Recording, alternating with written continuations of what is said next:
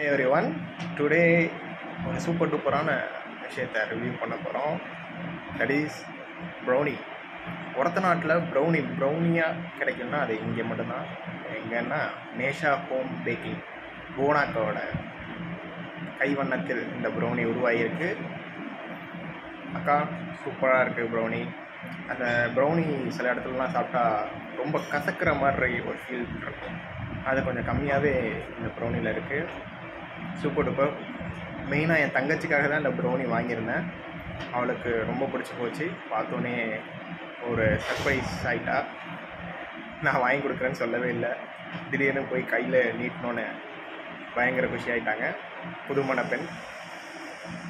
இந்த brownie 1/4 kilo 250 வாங்கியிருக்கேன்.